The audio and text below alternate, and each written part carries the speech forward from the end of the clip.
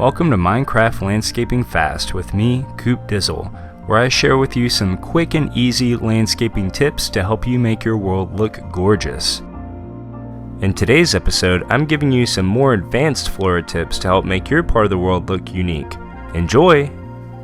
There are a few extra tips and tricks I have for you that'll really make your landscape stand out.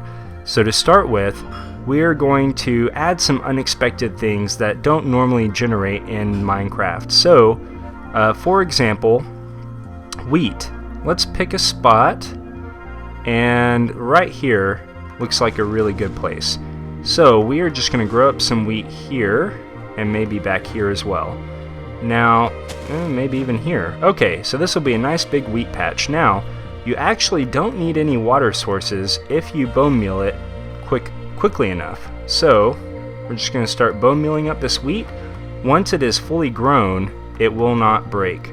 The only time that the wheat will break is if the light levels are too low, and then it'll break off. But right here, so right here, it's going to stay just like this.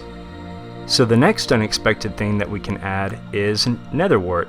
You're going to need some soul sand and some Nether Wart. Now usually you only see these in brewing stands or in the nether, for example, but I found that they look really good as a plant depending on your biome. So this is a custom biome that I've made, and it's meant to be like a dark and mysterious forest, but I think this would look really good in a like a roofed forest biome, for example. So we're going to add some Nether Wart over here, maybe over here like this. So let's go ahead and plant down our soul sand, and then just add some Nether Wart on top of it. Now we're going to have to wait for this to grow in before we see what it looks like, but it's going to give a really cool effect. It's going to look like almost like magical mushrooms. Let's go ahead and add those over here as well. So a lot of these plants, like the wheat, the Nether Wart, some of the other things I'm doing, I'm going to be sticking them in between the trees to kind of line up this path. So let's see, where's another good place that we could do this? Maybe, well, we already have wheat there, so I don't want to put it there. If we look around on this side, maybe over here would be a really good place. And we'll just add a few in over here, like so. Go ahead and throw down the soul sand, and then throw down our Nether Wart like so. And we'll come back to this a little bit later so you can see how that adds to the environment once it's fully grown in. Another unexpected thing you can add, it does generate naturally in Minecraft, but it's not something that you see people use a whole lot, is mushrooms. So the trick is finding a place where the light level is low enough to plant one. So if it doesn't plant, it's probably because you have too much light in that particular area. So let's maybe plant one over here. And yeah, you just dot them around. I wouldn't dot too many of them around, but just one here or there will work. One thing you do want to be careful about is that the mushrooms will spread like crazy, so keep that in mind as you add your mushrooms.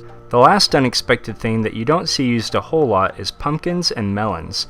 Now, I like to use pumpkins a little bit more than melons just because the pumpkins are going to contrast the green and the brown just a little bit more. But we can find a couple of places here and there. So let's see, let's look around. Let's go ahead and make this a spot for a melon, like so. And that just adds one more plant type to your biome. So now we have a couple of melons added. Let's see if we can find a place for a pumpkin or two. That one up there I would actually change. In fact, let's go do that right now because I'll show you a trick with jack-o'-lanterns. Instead of just using regular pumpkins, you can use jack-o'-lanterns and face them away from where people are going to be walking, like that, for example. So now it kind of looks like a pumpkin, although it's a bit brighter, but it also has the benefit of adding light to your area. So it kind of serves two functions in one, which I think is really cool. This looks like a good spot for a pumpkin. Oh wait, I forgot the regular pumpkins have the jack-o'-lantern face on them. So maybe we'll just put it facing like this. Perfect. Our final topic for today is adding rock piles or rock patches. So far we've done a lot of work in this little area, and I feel like I really like how it's coming along. However, there's one spot that's really been bugging me, and that's this spot right here. Even though we tried a couple of things here, I'm going to go ahead and knock out this peony, and we might leave that mushroom there for now, but let's make just a little pile of rocks here. So I'm going to start with just some cobblestone, like so, and then we're going to try and build up a little design around it. So let's try some stairs here, and then maybe a slab over here, and then we're also going to add a little bit of cobblestone just in the ground, in the ground around it. Let me grab my pickaxe and knock that out. There we go. So we have it kind of spilling out. I guess we're going to go ahead and get rid of that mushroom after all. We could do that. You could do something like that if you wanted to. Let's go ahead and add these back here. Maybe just put a slab over here, and maybe slab that around here like so. So we get some different shapes in here. Now that is looking a little bit too much for me. I'm going to go ahead and take that out and leave that as grass over there. And maybe even, what would that look like if I put a couple of slabs over there? I feel like that's maybe a little bit too big for what I want. So let's go ahead and knock these out.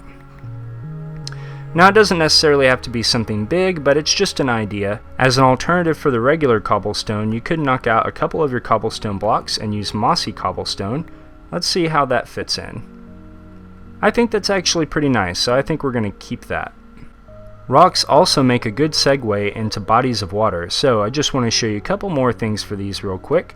So for example, you could come along here and add a few pieces of mossy cobblestone bordering the water. And look at how nice that looks. I really do like that. You can also do something where we do some rocks that are kind of going down into the water itself. So for example, we'll take some stairs out and do something kind of like this. Maybe we'll put that like there. And then let's get some dirt and go ahead and fix this trim over here, like so. Maybe like that and like that. So that's another idea. Now normally I wouldn't put them both this close together like this, but it is an idea if you wanted to do something like that, and it just kind of adds a little bit of variety to your coastline, so to speak. Finally, I wanted to show you one more thing that you can do with rocks. Now this is an undeveloped part of my custom biome, so it's kind of a good place to kind of show. You might want to do this in an area that's more sparse, but you can actually just go around and just put blocks of stone here and there, maybe put them in the ground or something like that, and just make, you know, if you have a more sparse part of the world that you're working with. By the way, pretend like you don't see that. That's a chunk generation error that I have not torn down yet.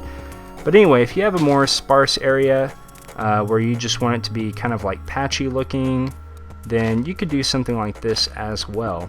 And to add a little bit more detail to your rocks, you can go around and add some buttons to them, like that. And you can add, I wouldn't go overboard with the buttons. For example, you don't want to put it everywhere, but a little bit here and there adds a little bit of detail. Maybe if I don't want to do that.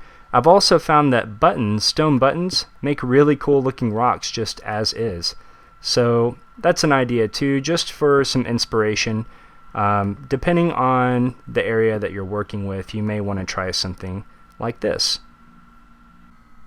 Alright guys, so just by taking a look around, we've done a lot of work in here with a lot of little tips and tricks, and you can see that it's really transformed how this area looked compared to when we started out the video. So I hope that you got some cool ideas out of this video. I hope you got some inspiration from it. Feel free to use all of it or just some of it. Feel free to change it up however you like. The most important thing is that you have fun and just let your creativity flow and enjoy it. It can be a lot of fun to do this kind of work in the game. So in the next episode, I think we're going to look at how to make some nice looking pathways. And so if you have any other ideas that you'd like to see for the Minecraft Landscaping Fast, please let me know in the comments. If you have any other tips for landscaping, leave those in the comments as well, so that we can all kind of share in the knowledge and grow together. But anyway guys, that's going to do it. So I hope you enjoyed the video. Thanks for hanging out today, and until next time, may you be happy, may you be well, and take care. I'll see you later.